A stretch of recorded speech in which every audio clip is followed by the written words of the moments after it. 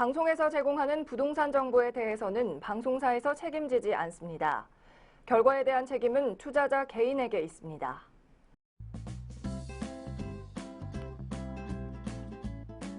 이춘모의 시간입니다. 오늘도 재테크, 재테크 시즌3 오늘 48번째 시간, 총 168번째 시간입니다.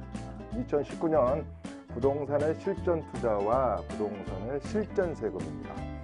그 전 시간은 한 100분 동안을 이용해서 상속세, 증여세와 무엇이든 물어보세요를 했었고, 또 그 전 시간에 2시간은 100분 동안은 주택의 모든 세금하고 주택에 관련된 재테크 얘기를 했습니다. 또 그 전 시간은 한 200분을 활용해서 무엇이든 물어보세요 한 100문제를 좀 풀어봤죠.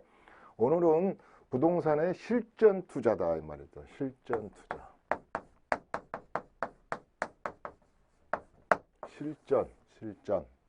우리 베트남 영화를 본다든가 6.25 때 여자를 그 영화를 보면 굉장히 실전적인 개념이 나오죠. 막 플래툰 같은 데 보면 엘리아스 상사랄지 반제 상사 실전을 하는 것 같잖아요. 이 실전 투자는 두 가지로 있겠죠. 진짜 투자다. 로컬 현장에서 이루어지고 서울시의 모든 우리 재건축 재개발로 본다면 주거 환경 개선 사업이랄지 이런 데서 이루어지는 투자랄지 뭐 임야의 투자 뭐 여러 가지 투자가 뭐 수십 가지겠죠. 이런 실전 투자하고 내 나이에 맞게 판을 어떻게 짜야 되느냐. 대한민국의 부동산 셋반짜기도 있지만 내 개인의 내 나이에 이런 정보를 이루겠죠. 이거 30과 30. 그래서 트리플 30에 우리는 인생을 살아온다. 이런 얘기도 했습니다. 이제 여기부터 60세. 우리가 공적연금, 뭐 지하철을 탄다든지 노령연금이랄지 퇴직연금이랄지 이런 것이 65세부터 이제 보호를 받기 때문에 이게 지금부터 어떻게 내가 이 부동산의 투자를 어떻게 해야 되느냐. 세금도 투자다 그렇습니다. 절세도 투자지만은 나에 맞는 맞춤식. 자, 특히 예를 든다면 내 나이에 65세인데 내 집이 너무 커. 그러니까 요새 유행하는 말로 주거 다이어트, 다운사이징화 해야 되지 않겠느냐. 판을 심플하게 짜야 되지 않느냐. 심플하게 짜가지고 나도 나이가 들었으니까 관리하기도 좋고 상속 증여할 때 내 후대가 관리하기도 좋고 그렇지만 이걸 전부 다 캐시로 바꿔가지고 단순 증여할 수는 없잖아요. 그래서 여러 가지의 실전 투자는 어떻게 되는 것이냐 이렇습니다. 우리가 70까지는 어떤 자료에 보면 보통 일을 하려고 그럽니다. 그래서 브릿지 짝. 그래서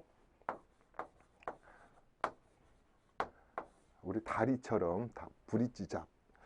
나는 그냥 60이고 50대 후반인데 나가라 그런단 말이에요. 일을 더 하고 싶고 아직 나는 노후 은퇴 자금을 마련하지도 못했는. 그러다 보니까 우리 세컨드 잡을 브릿지 잡을 또 그게 꼭 돈만 벌기 위해서 한 게 아니라 운동을 하고 뭔가를 하면은 치매도 덜 걸리고 건강하고 그러니까 브릿지 잡을 찾는 겁니다. 그래서 우리가 70대까지는 거의 요새는 다 스트롱 하잖아요. 여러 가지.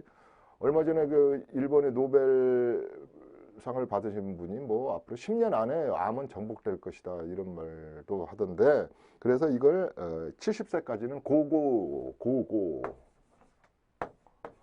스트롱하다는 뜻 같아요. 이어스다. 요즘은 누가 뭐 한갑하는 사람도 없고 뭐 70세까지는 전체적으로 뭐 스트롱 하잖아요. 뭐 조금만 뭐 만져보면 뭐 50대 초반으로 보이기도 하고 그렇지만 우리가 70대 후반이 되면은 이제 어떤 사회학자들은 이제 회상기래요. 그래서 reflective years다. 해상한다, reflective 한다, 해상한다 이런 뜻이 되겠죠. 문제는 이제 70대 후반이 돼서 80대부터 내가 생을 마감할 때까지 어떻게 보면 이제 상속 자산을 넘겨주고 증여를 하고 물론 증여를 하는 것은 60대, 50대부터 하는 게 좋다 그랬지 않습니까? 일찍할수록 좋으니까.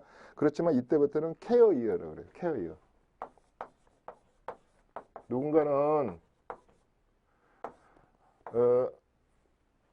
케어를 받아야 되잖아요. 배우자한테 케어를 받든가 자녀에게 케어를 받든가 돈으로부터 케어를 받든가 돈이 있으면 케어를 받을 거 아닙니까? 그래서 케어이엇이다. 간병기다 이러기도 하죠. 물론 건강하게 100세까지 스트롱 해서 뭐 이렇게 사시는 분도 있는데 아무튼 이럴 때 실전적인 투자를 어떻게 할 것이냐.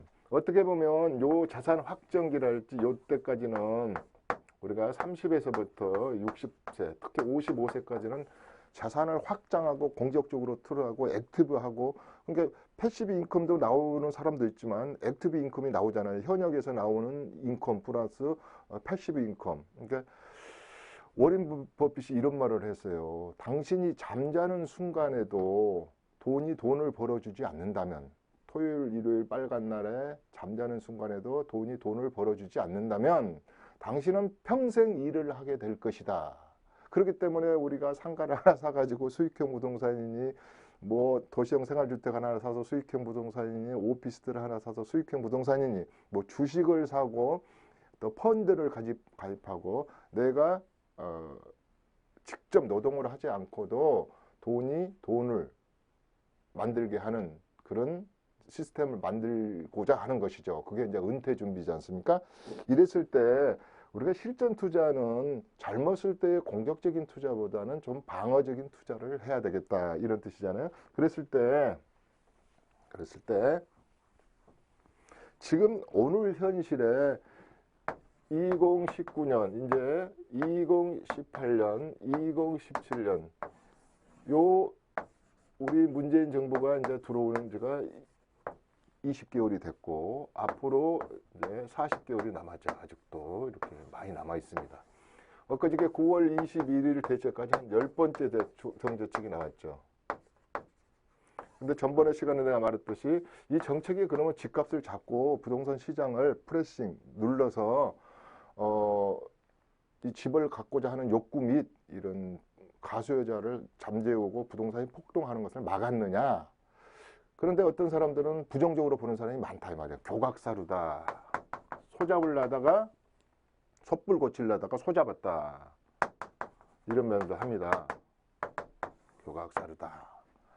좋습니다. 뭐 교각사루가 됐건 부동산을 잡았든 어쨌든 간에 우리가 노후의 실전 투자로서 실질적으로 내 나이에 맞춤식 재테크를 하고 심플하게 짜고 인생 세판도 짜야 되지만 부동산의 세판 짜기도 해야 되잖아요. 그래서 내가 가장 좋아하는 말이 이 세판 짜기다, 이런 말을 합니다. 자, 첫 번째 세판 짜기는 내 나이에 맞게 은퇴하고 65세부터 공적 자금이 나오는데 70세부터 이때는 나는 어디서 살지? 지금까지 총 가족을 거느리고 내가 액티브하게 스트롱하게 건강할 때 살았던 집에서 살 것인가, 아니면 시골로 귀향할 것인가, 이런 것은 일본이나 미국 사람들도 많이 이제 고민거리인가 봐요. 근데 통계에 보면 누구나 자기가 살던 집에서 떠나기를 싫어합니다. 그 바운다리에서 떠나기를 싫어합니다. 동작구에서 40년을 살았다면 동작구를 떠나기 싫어요. 아무리 강남이 좋다지만. 또 강남에서 3, 40년을 사신 분들은 내가 좀 사업을 망했다 하더라도 다른 데로 가면 굉장히 스트레스를 받고 이러는 것이죠. 그랬을 때 이제 나의 재테크 세판 짜기는, 실전 투자는 어떻게 해야 될 것인가. 그 다음에 후반부에 말한 것은 부동산 실전 세금은 뭘 말할 거냐면, 지금 4.1 대책, 9.13 대책, 그 다음에 8.2 대책에서 이 혼돈의 세금에 관한 것을 실질적으로 나한테 부딪히는 거. 언제부터 2년 살아야 돼? 언제부터 9억짜리도 2년 살아야 돼? 언제부터는 2년 이내에 팔아야 돼? 이런 것을 쭉 한번 나열을 해보자 이 말이야. 아주 쉽게 머리에 쏙쏙 들어가게끔. 그래서 지금 일본의 공격적인 투자는 아직도 젊은 청춘이 많이 남아있는 40대는 5년 후에 10년 후에 들어갈 도시 및 주거 환경 정비법상에, 도정법상에, 또 우리 도시개발법상에 개발이 돼서 아파트를 새로 짓고 분양을 받고 기다리고 4년을 기다리고 5년을 기다리고 10년을 기다려가지고 내 새 집으로 이사 가야지 하고 기대가 있고, 그런 애정주택이랄지 토지는 저게 장기 미집행 도시시설이 풀린다더라, 요새 또 군사보호시설이 여의도에 몇 배가 풀린다더라, 그린벨트가 어떤 데더라. 그래서 차익 실현을 노리는 공격적인 투자도 있을 수 있고 여러 가지가 있겠죠.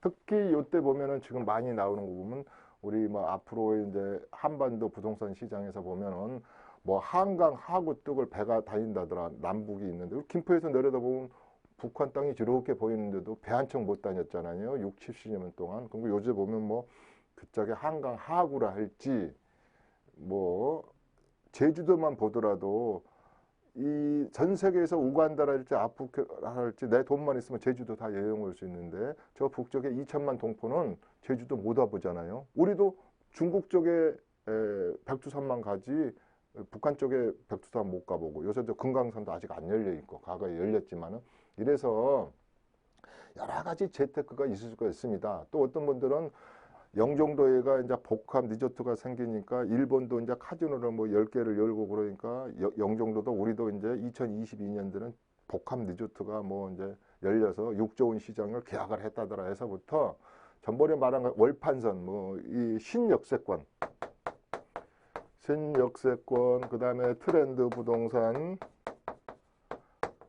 한반도의 긴장 완화 부동산 뭐 여러 가지가 있어서 재테크가 수십 종이 있겠죠. 뭐 여러 가지로 그런 재테크가 있을 수 있으나 저는 실전 투자에서 65세가 되시는 분들의 재테크는 주테크로 바꿔야 됩니다. 주테크는 주식에 관한 주테크도 있을 수 있어요. 제가 이제 그러면 술 먹는 하나님 할 때 하나님 주식할 때 근데 이제 이 주택연금을 꼭 염두에 두지 않더라도 주테크를 좀 정리정돈을 해야 되겠다. 그 뜻은 지금 우리 베이머 부모분들이 한 70% 이상이 집 한 채 가지고 지금 나의 모든 것을 의지하고 있잖아요. 그러면 이것을 좀 더 심플하고 좀 더 패시브 인컴, 그러니까 아까 말한 대로 내가 잠을 자는 순간에도 소득이 자동적으로 발생할 수 있는 쪽으로 짜야 되겠다, 이런 뜻입니다. 그래서 여러 가지가 있지 않습니까? 전번에 보면은 뭐 오피스들 종류도 내가 제네레이션 세대별로 보면 한 7가지로 오피스들도 분류할 수 있다. 우리 아파트 시장을 보면 12개 정도 돼요. 과거에 쭉 86, 83 주공 아파트 시절부터 이렇게 종류가 여러 종류다. 또 아까 재건축 재개발은 하물며 더 그러겠죠. 그래서 판을 어떻게든지 우리가 65세의 은퇴를 60세의 은퇴를 앞두신 우리 실버 세대라 그럴까요? 이러신 분들은 모든 주테크를 위험성으로부터 조금이라도 리스크가 있는 쪽에서 벗어난 상품은 역시 주테크 쪽으로 해야 된다, 이렇게 말씀드릴 수 있습니다.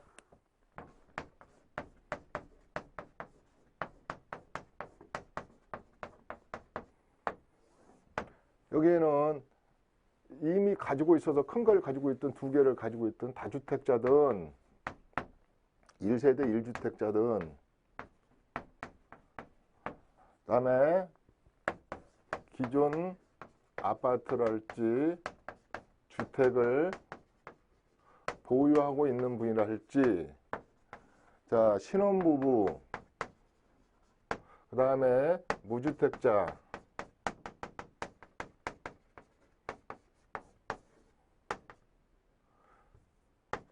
시대다, 이랬습니다.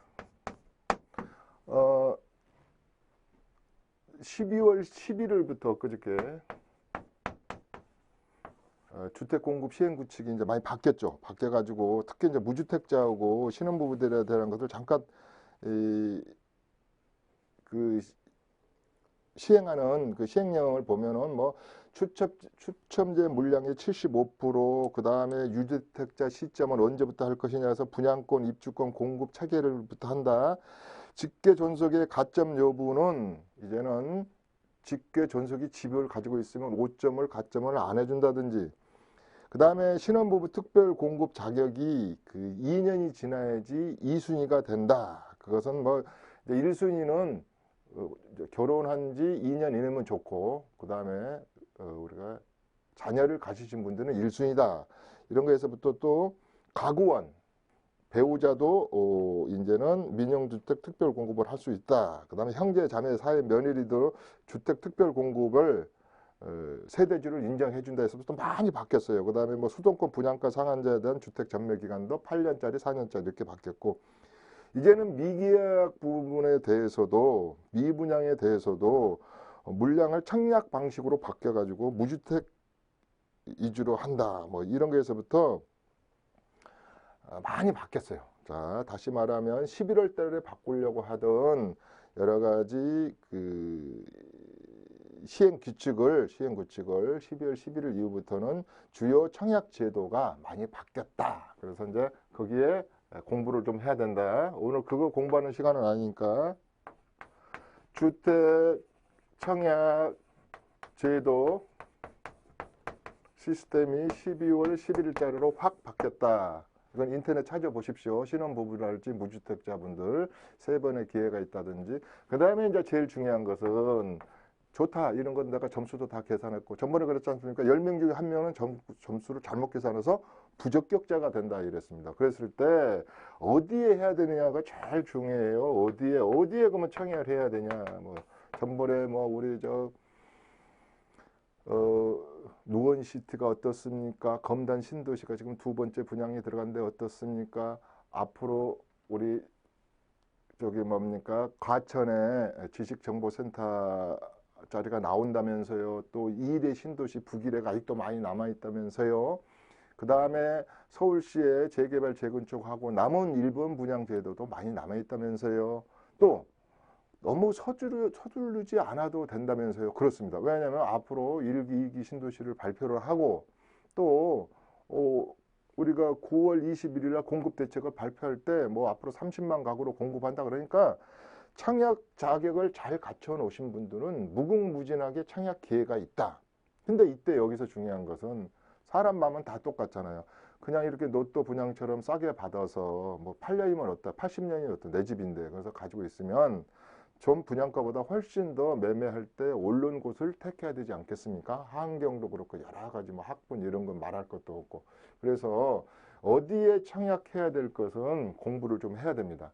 요 말은 다시 말하면 실전 투자에서 은퇴를 해가지고 내가 좀 공기 좋은데 뭐 쉬운 말로 말하는 애를 드는 겁니다.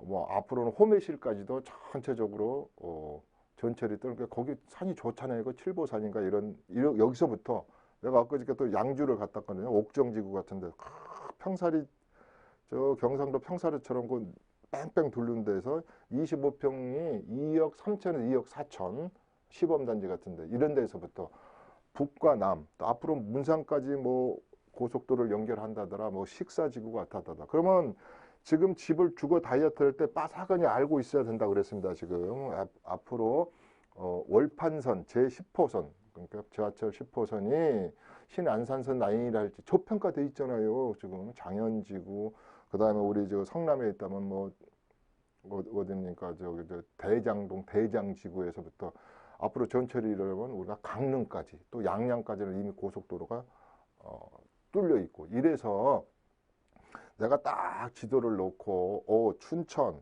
양양, 뭐 어디 강릉 뭐 이렇게 했을 때 큰 그림, 작은 그림, 자기 나이와 또 내가 좀 몸이 아프면 종합병원이 좀 있는다든지 나는 전철만 이용할까 이래가지고 그걸 좀 공부를 해야 돼요. 자, 다시 말해서 나는 여기서 이 집에서 끝까지 늙어서 나 죽을래. 그런 분들은 필요가 없겠지만 내가 좀 옮겨볼 거야. 그 다음에 요곳을 요 서울 집을 좀 팔고 이렇게 하다 보면 2, 3억이 남을 것 같으면 이걸 뭐 은행에 넣어놓고 내 노후 자금으로 비상금으로 쓴다든지 여러 가지 있을 때 어디에 이 무주택자분들하고 신혼부부들이랄지 이런 분들은 어디에 내가 청약을 해야지 우리 가족과 내 노후가 편할까 이런 거다고 지금 또 은퇴를 생각하시는 분들은 집을 옮기실 분들은 내가 어디로 옮겨볼까 이게 왜 중요하냐면요. 저희처럼 32년 동안 현장에 있으면 안 가본 데가 없잖아요. 전부 다 특성이 있습니다. 전부 다 특성이 있어요. 막연하게 강원도는 미래의 땅 그래가지고 강원도로만 갔으면 안 됩니다. 강원도 중에서도 춘천을 갈 것인가 아니야 나 아주 가까운 지하철이 가까운 천안을 갈 것인가 우리가 뭐 양평을 갈 것인가 이걸 메리트와 디메리트를 전부 다 분석을 해야 됩니다. 특히 집값까지 요 정도면 저평가가 돼 있군 뭐 이런 것을 쭉 연구를 해야 된다. 그게 우선은 주테크의 실전 투자다.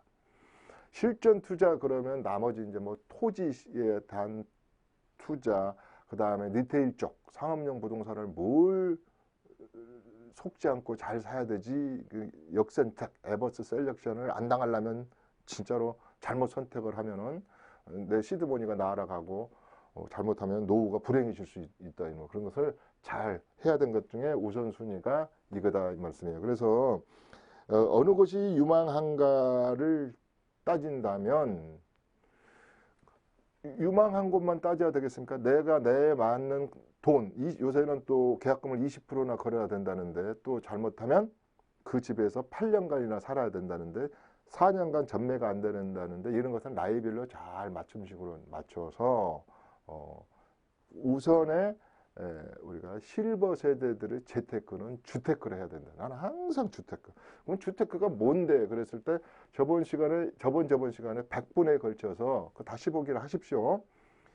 주택의 종류에서부터 쭉 해드렸지 않습니까? 주택의 종류가 한 50가지가 된다. 50가지가. 그래서 여기에 대한 주택에 대한 실전 재테크는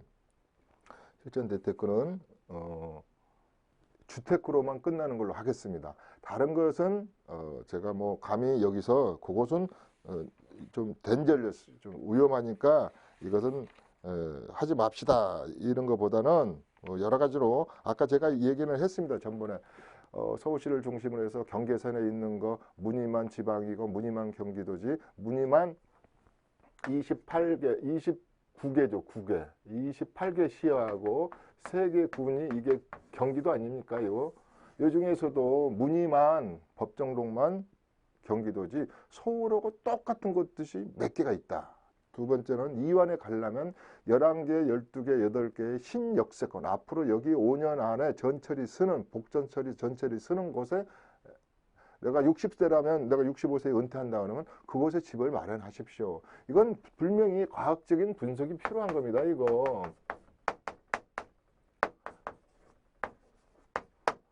분석을 안 하면요. 과학적으로 분석을 안 하면 좋은 역선택 당하는 거지. 선택을 좋게 못하는 거 잘못된 선택을 한다. 그러면 또 아파트만 있겠습니까? 요새 단독값이 좀 올랐죠. 그래서 단독을 내가 좀 좋은 곳을 사서 신축을 좀 해서 판매까지는 아니더라도 내가 위에 거주하면서 조그마한 세라도 한 3, 400이라도 나왔으면 좋겠다. 이런 것은 단독에 대해서 어번 인필 하우징 사업을 재테크 해야 됩니다. 두 번째 내가 재테크 사업으로서는 꼭 하고자 하는 것은 그렇게 세를 좀 받고 싶다면 다중주택이든 다중도 괜찮다 그랬지 않습니까? 다중주택이든 다세든 간에 어번 인필 사업을 하자. 이게 최고다.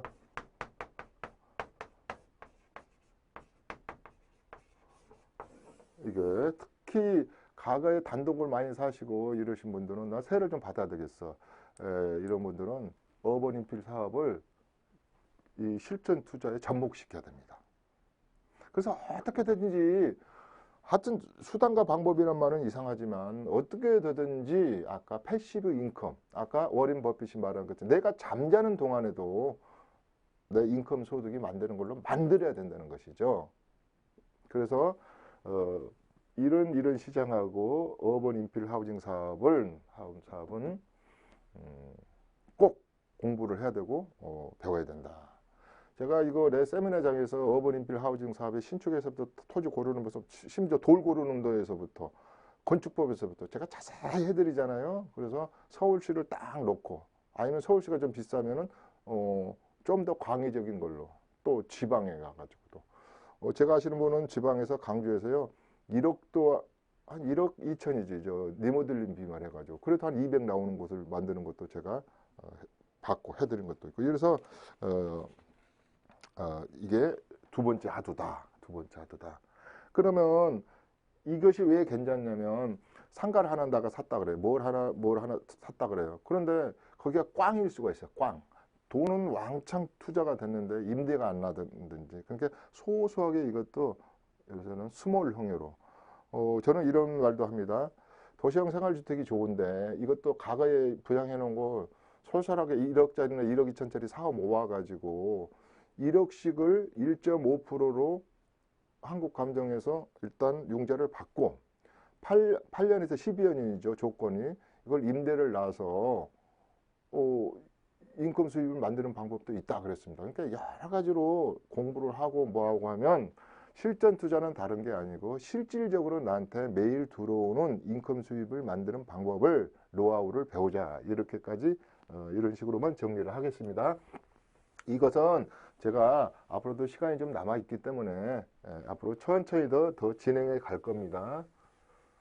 그 다음에가 이제 실전 세금입니다. 실전 세금.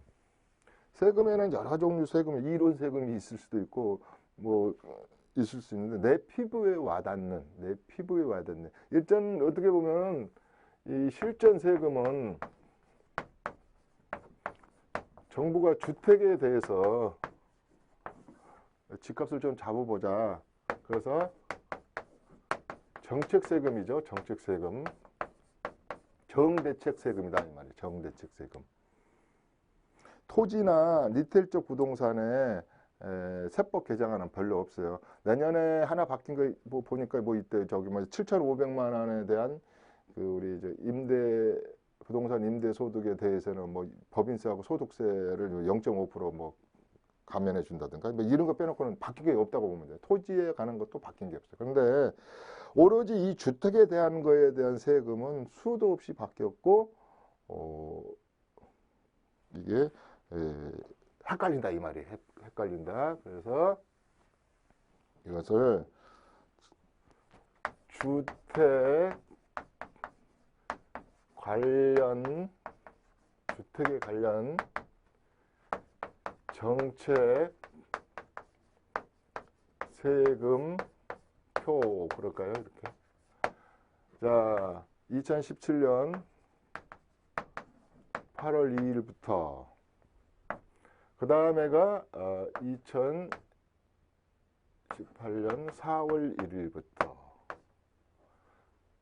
그 다음에가 2018년 9.13에서부터 그 다음에가 2019년 1월 1일부터 하나, 둘, 셋, 넷 요렇게 해놓고 도대체 뭘 우리가 머리로 그렇게 복잡하게 하느냐. 시간, 됐네요. 시간 좀 있네요. 이것을 한 번씩 정리를 해보자 이 말이야. 정리를. 오랜만에 달력 한번 찢을 일이 있겠네요. 8, 9, 10, 11, 12, 13, 14. 15개만 할까요? 한 20개 할까요? 이렇게 했을 때 자, 1번 가장 우리가 이제 여기서 다 조정 대상 구역이라고 생각하시면 돼요. 조정 대상 구역이 이제 43개잖아요. 조정 대상 구역이든 아니든 한 거 요거부터 할게요. 조정 대상 구역이든 아니든 간에 9억 이하의 1세대 1주택은 세금 변한 게 없다. 장기보유 특별 공개도 10년 이상이면 꼭 똑같이 80% 인정한다. 또 뭐 9억 이하의 고가 주택은 2년 이상을 사는데 2020년 1월 1일 매도분부터는 똑같다. 비규제 지역이든 규제 지역이든. 이것을 뺀 나머지는 규제 지역 내의 세금이라고 그래요. 여기서 우리 다른 말로 이거 빨갛게 써볼까요? 이거 보이려는 부분. 이게 규제 지역 내의 세금이에요. 규제 지역. 투기 가열 지구, 투기 지역, 투기 조정 대상 지역, 규제 지역. 서울시는 닭이라 그랬죠. 내가 서울시는 닭이고 뭐 어딘지는 인터넷 찾아보시면 압니다. 이랬을 때 1번이 조정대상 지역 내에서 서울시 25개 구 내에서 플러스 나머지 43개 요거 다 지역 내에서 43개 구역 지역 내에서 주택 거주 기간 요건을 추가했다면 주택입니다. 지금 주택에 대해서 하고 있습니다. 지금 이건 이제 앞으로 빼겠습니다. 이제 이것도 주택이라는 말도 빼버려. 거주 요건을 추가했다 이거예요. 추가했다. 이게 언제부터냐? 8월 3일 이후에 이제 산 거부터 그렇죠. 그래서 추가했단 말이에요. 과거에는 3년만 보유하고 안 살아도 됩니다. 그런데 24개월 사십시오. 거주 요건은 굉장히 중요하다. 지방 시청자분들이 큰일 났어요. 이제 아들, 딸 대학 보내려고 이렇게 해서 좀 사놓고 그랬는데, 이제 거주 요건을 앞으로 이제 장특세도 받거나 양도소득세에 대해서 감면을 받거나 비과세 받거나 이러려면 살아라 이 말이야, 살아. 뭐 안 살면 어때? 그러면 안 살면 세금 많이 내라 이거예요. 안 산다고 해가지고 뭐 그 집을 갖다가 뭐 강제로 국가에서 뺏어가겠어요. 뭐 지금 세금을 절세를 비과세해주고 감면해주고 장기보유 특별공제를 인정해 주려면 이렇게 하세요. 안 그러면 이렇게 하겠습니다. 그런 뜻이거든요. 뭐 어떤 분들은 뭐 안 살면 자세세법을 모르시는 분들 안 살면 어떻게 되는 거예요? 집이 어떻게 그냥 넘어가는 거예요? 뭘 넘어가긴 넘어가요? 안 넘어갑니다. 그래서 지금까지는 2년 이상 비과세 주택을 이제 이렇게 보유만 하면은 됐는데 거주해라. 언제부터? 작년 8월 3일 이후부터 취득한 거에 대해서 이제 그렇게 해라. 이제 이런 뜻입니다. 그래서 거주 요건이 추가됐다. 이렇게만 이제 머리에 하죠.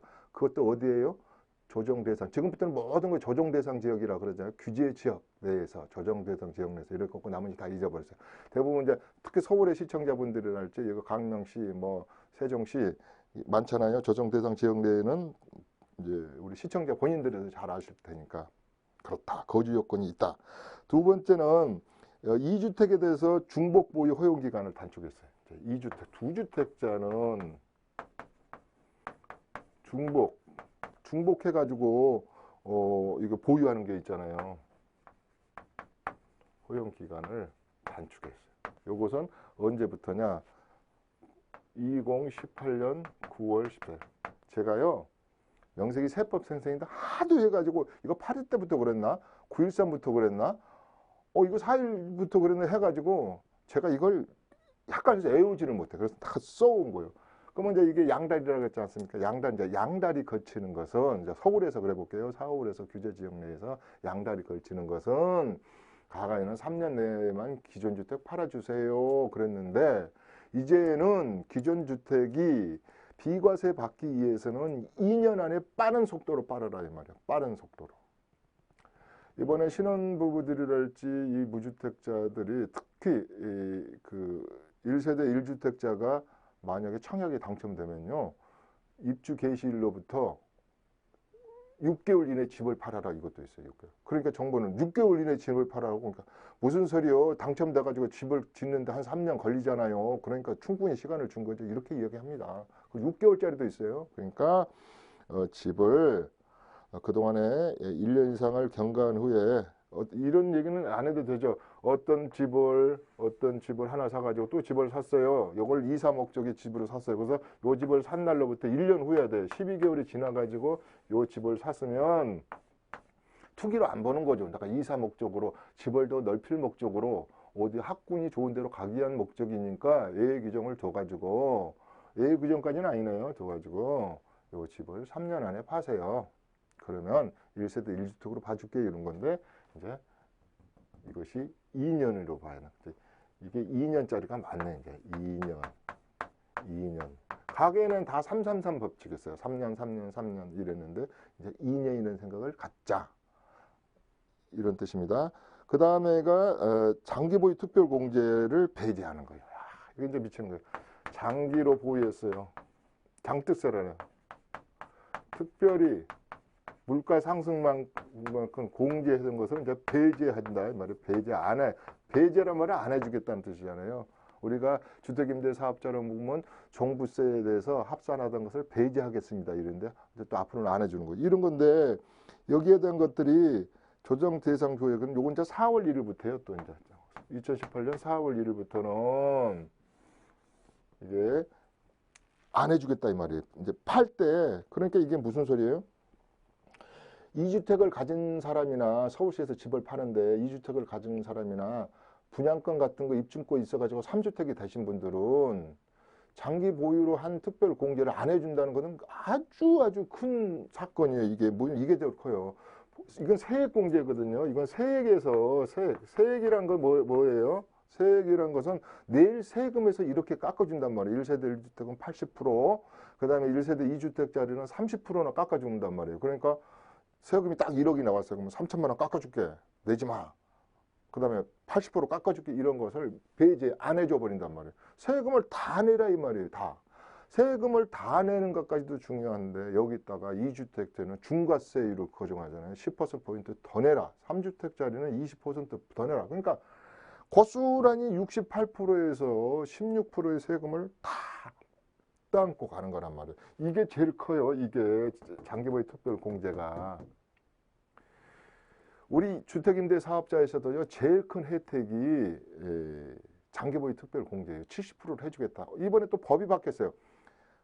8일 날, 엊그저께 12월 8일 날 어떤 일이 있었냐면 21개의 세법 개정안이 국회를 통과하기 전에는 8년만 해도 70% 줄게 그랬더니 안 돼. 8년은 안 되겠어. 다시 2년을 늘려가지고 10년 이상 가지고 있는 거. 의무 거주 기간하고는 틀려요. 임대 기간하고는 틀려요. 10년을 가지고 있는 사람한테만 장기보유 특별공제를 70% 해줄게. 이게 임대사업자에서도 이게라 그랬잖아요. 이거. 근데 이 혜택을 안 주는 거야. 이게. 그럼 이게 무슨 소리냐? 이제 집을 두 채, 세 채 가지고 있는 거에 대해서 양도소득세가 아니라 캐피탈 게인을 개인이 가져갈 생각을 하지 마세요. 이런 뜻이에요. 국가가 다 가져가겠다. 이러면 또 나 뭐라 그러나. 다는 아니지만 아무튼 많이 중과세율을 가져가겠습니다. 불로소득 인정하지 않겠습니다. 이런 뜻입니다. 괜히 또 국세청에서 전화 올라. 아무튼 이렇다 이 말이에요. 그 다음에 4번이 1세대 고가주택에 대해서도 자, 이건 똘똘한 집 한 채 있는 분들, 강남 분들이 문제. 1세대 1주택에 대해서도 1세대 1주택에 대해서도 고가주택이 뭐예요? 고가주택이 9억 이상 넘은 주택에서 실거래가로 9억 이상 거래할 때 주택에 대해서는 이게 이건 913 이거죠. 913 대해서는 장기보유 특별공제를 요건을 강화하는 거예요. 그래가지고 이것은 1년간 정해가지고 2020년 1월 1일 양도분부터예요. 그러니까 이것도 굉장히 큰 거예요. 그러니까 고가주택을 팔려면 2020년 1월 1일 양도부터니까 내년에 팔아라는 소리예요. 자, 이제 고가주택도 파세요. 그거 하나 똘똘한 한 채를 가지고 있는 분들이 26억이고 뭐 15억이고 그런다면서요. 그러면 이 사람들은 4억짜리랄게. 4억짜리 3개 가지고 있어봤자 3채 가지고 있어봤자 12억인데 똘똘한 거 하나 딱 15억 가지고 있는 사람은 장기보유 특별공제를 80%나 해주고 물론 9억이 초과된 부분은 세금을 내지만 이러다 보니까로 그분들은 특혜 주는 거 아니냐. 그러니까 이 똘똘한 한 채에 대해서도 똘똘이 주택에 대해서도 2020년부터는 이렇게 장기보유 공제를 이렇게 초과되는 것에 대해서는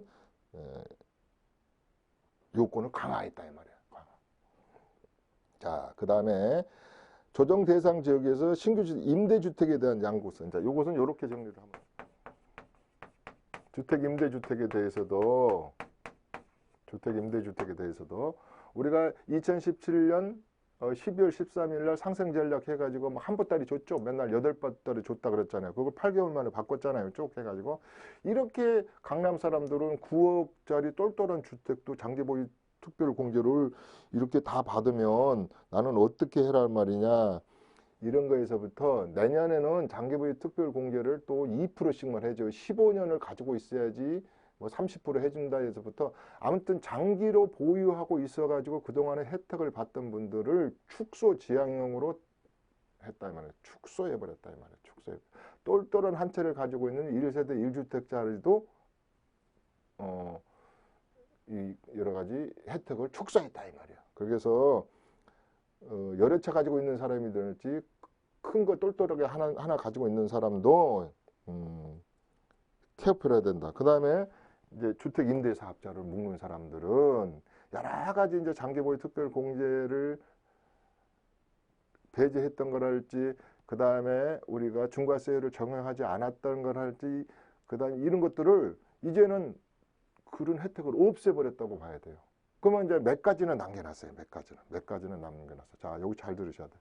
제가 주택임대사업자에 대해서는 다음에 한다 그랬어요. 자, 앞으로 5년짜리도 있어요. 5년짜리 없어진 줄 알아요? 아니란 말이에요. 5년짜리는 있어요. 이거 5년짜리는 사용을 어떻게 해라 그랬어요? 기존 주택 매각할 때 내 기존 주택이 하다 보니까 2주택이요. 그러니까 지금 가지고 있는 거주주택을 매각하려고 그럴 때 양도세가 많이 나온단 말이에요. 이때 주택수에 합산을 안 하려면 5년짜리 해도 돼요.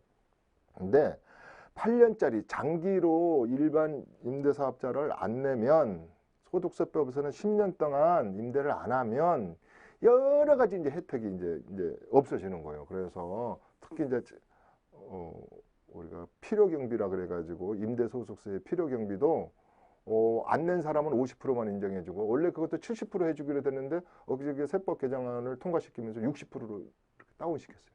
이런 거에서부터 의료보험에서부터 자산세는 말할 것도 없고 종부세 합산 배제는 말할 것도 없고 중과세 적용하는 것에서부터 전체적으로 주택임대사업자에 대해서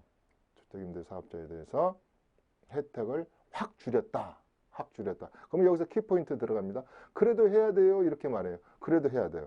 안 하면 이제 여러 가지가 내년부터는 우리 2천만 원 이하의 주택임대소득에 대해서 과세를 하잖아요. 자, 분리과세 15.4% 지방소득세까지 내지 종합소득세를 너가 선택해라 이거에서부터 내년 1년간은 유예했어요. 2020년 1월 1일부터는 이 주택을 가지고 임대사업을 안 하면 그 수익가격의 0.2%의 가산세율을 뭐 매긴다든지 이렇게 받겠단 말이에요. 그러니까 안 하면 엄청 손해요. 안 하면 필요경비에서부터. 그래서 안 할 수도 없고 할 수도 없어요. 그래도 아직도 그대는 내 사랑인데 아직도 주택임대사업자를 등록하면 유리한 집이 많아요. 아직도. 그러니까 매도 일찍 맞으라고 4월 1일 이전에 빨리빨리 하세요 했던 분들은 혜택이 꽤 있는데 이제는 다시 말해서 4월 1일 저번 2018년 4월 1일 이후에부터는 장기로 해야지. 장기로 8년 그 다음에 임대기간 10년이 넘어야지 혜택이 그나마 조금이라도 유지되고 있다. 이렇게 정리를 하면 쉽겠어요. 제가 주택임대사업자에 대해서는 한 번 더 14개 항으로 쭉 묶어가지고 1시간짜리를 더 해드린다 그랬습니다. 그래서 뭐 여러 가지가 많아요. 그 다음에 또 하나는 뭐 아다시피 옛날에는 85제곱미터 이하 그랬는데 이제는 엊그저께 9월 13일 이후부터는 가액을 딱 추가시켰잖아요. 지방은 3억, 6억 이하에만 된다. 그 이상짜리는 그 양도세 감면을 기준을 신설했어요. 양도세. 그 다음에 올해 2018년 12월 31일까지 100% 양도세 감면 기간은 이제 이번 달 말로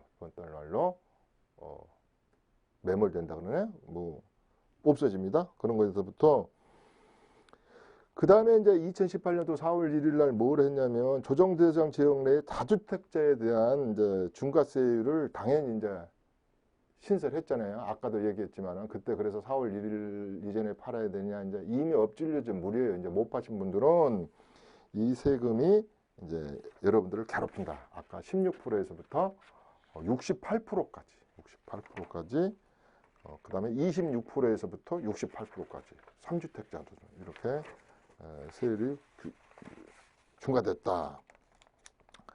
그 다음에 이건 1월 1일부터 그렇죠. 올 2018년 1월 1일부터 2018년 1월 1일부터는 분양권에 대한 거를 뭐 20년을 가지고 있든 2년을 가지고 있든 기간에 관계없이 팔았을 때는 세금 내세요.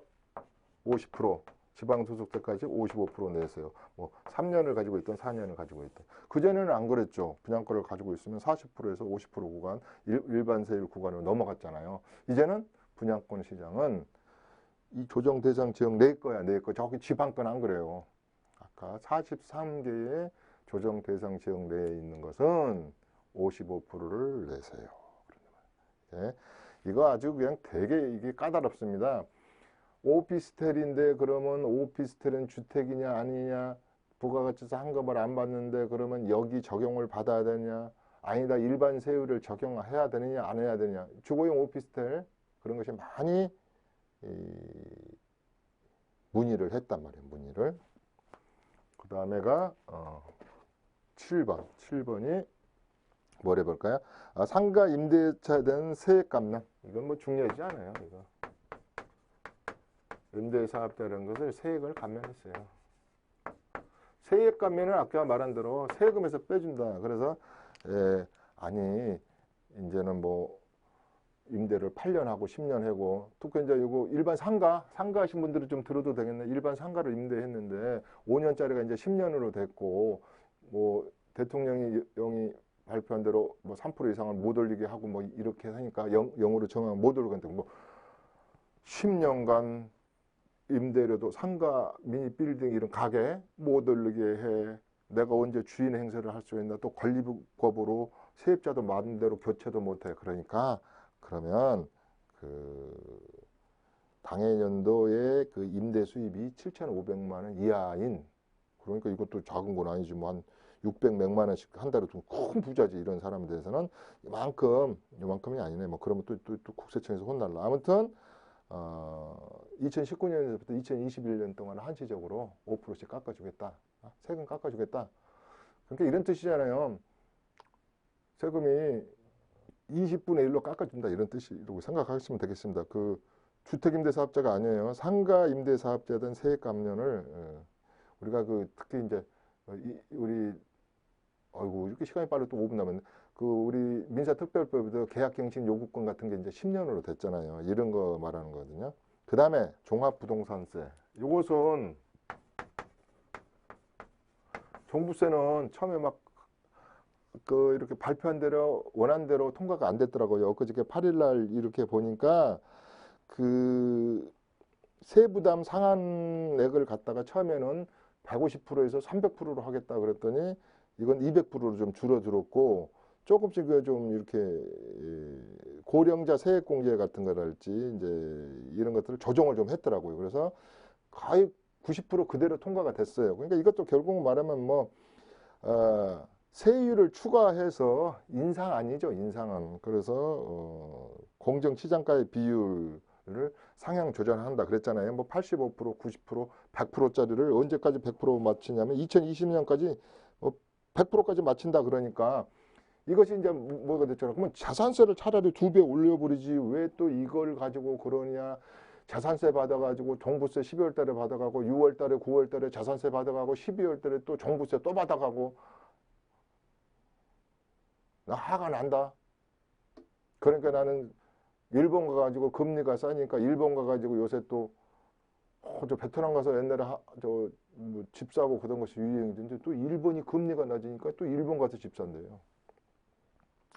또 빨리빨리 해도 5분 남았다. 그래서 이런 걸 상향 조정을 한다. 옛날에 이제 조세 형평. 그 다음에 RHMS에 대해서 전번에 말했잖아.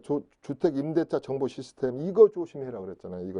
이거 주택 임대차 정보 시스템 R, H 그 다음에 MS 이 풀네임을 안 가르쳐줘요. 내가 봐서는 R, 렌탈, 홈 뭐 이게 풀네임은 잘 모르겠어요. 그런데 아무튼 이걸 발표해가지고 5월 30일 소득 부분부터 들여다본대요. 올해 거. 그러니까 여러분들 좀 잘 신고를 하셨어야 돼요. 내년은 더 할 것도 말없고 잘 신고를 해서 표준계약서도 좀 쓰시고 정부의 입맛에 맞춰야 되잖아요. 이게 내가 전번에 그랬죠. 75만 명이 장부도 없어요. 과세 기준이 없으니까 여기를 자세히 들여다본다는 거예요. 그래가지고 이게 505만 채가 73%가 이게 과세 근거가 잘 없대요. 공부상에 없대요. 그래서 양심적으로 잘 과세가 되고는 187만 채, 27%. 요분들은 잘 내고 있나 봐요. 그러니까 내가 딱 생각해 보세요. 총 대한민국이 약 700만 채, 692만 채를 임대를 놓고 있대요. 그러니까 전체 우리 가구수의 45%를 임대를 놓고 있어. 그러니까 이 말은 뭔 말이에요? 다른 말은 45%는 집이 없어가지고 나무 집에 사는 거예요. 그런데 여기에서 아까 말한 대로 이게 73%가 그냥 유야무야 넘어갔어. 이제는 안 하겠다 이 말이에요. 내가 주택에 대해서 임대차 정보 시스템을 확실히 해가지고 다주택자들 임대소득을 완전히 과세 관리하겠다 이런 뜻이에요. 옛날에 엔티스 프로그램보다 난 더 무서운 것 같아 이게. 자 이제 시간이 다 됐다니까 그러면 결론적으로 말하면 우리 그 내년에 세법 개정안 잠깐만 하고 보면 한 4가지 정도. 올해 내가 전번에 말했던 2018년 7월 1일부터 우리 국민건강보험에 대한 피부양자 자격 기준이 완전히 개편됐잖아요. 한번 해드렸는데 전번에. 다음에 주택임대 그 시장에서 사업자 시장에서 다시 한번 그건 해드려야 될 거예요. 그거는 주택임대 사업자하고 관계가 있어요. 그러니까 그 세대 합산은 아니지만 세대 분리를 좀 하고, 자, 종합부동산세 두들겨 안 맞는 방법은 뭐예요? 개별 합산이니까 개별적으로 분산해버려야 돼. 이렇게 좀 아들, 딸 주고 이렇게. 세대 합산. 우리가 임대소득세, 주택수 할 때는 부부 합산이잖아요. 또 종부세는 세대 합산이고 개별, 인별 합산이잖아요. 그러니까 쪼개고 세대 분리해라. 그 다음에 두 번째가 내년부터는 아까 말한 대로 임대소득 적정화 해가지고 2천만 원 이하도 분리과세하고 이러니까 이게 사업자 등록 미등록자는 그 0.2% 수익 금액에 또 과세를 한다 그랬었고 마무리해내네. 그 다음에 1세대 1주택자도 비과세 범위를 명확히 해라. 자, 아까 고가주택 이런 거 했잖아요.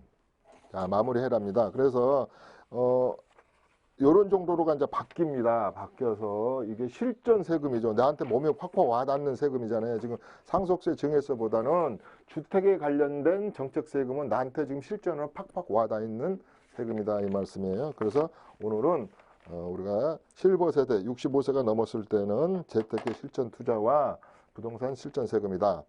저는 이것 때문에 이렇게 세금이 또 바뀔 겁니다. 내년에 또 정책이 또 나오겠죠. 11번째, 12번째 나오면 저는 머리가 더 빠질 것 같아요. 아마 머리가 지근지근 아파요. 그렇지만은 우리가 슬그럽게 이런 것을 잘 넘어간다면 아무래도 절세를 남보다는 끝이 다른 시작을 할 수 있잖아요. 전혀 안 하다가 집 팔아놓고 도장 찍고 와서 원뭐 나 이거 세금이 뭐 이렇게 많아 국세청에서 나를 68%나 세금 내라네 그러면 늦습니다. 유치모의 세태크는 그런 오류를 범하지 않기 위해서 공부를 하고 시청을 하는 겁니다. 시청자 여러분 49회에 다시 뵙도록 하겠습니다. 여기서 마무리하도록 하겠습니다. 감사합니다. 매주 화요일 11시부터 1시까지 이춘모 대표의 무료 세미나가 있습니다. 삼성역 1번 출구 해피하우징 교육원에서 열리고요. 부동산 절세 세무 전략과 보유부동산 세판짜기를 주제로 강의가 진행됩니다. 예약 문의는 02-6344-7558번으로 해주시면 됩니다.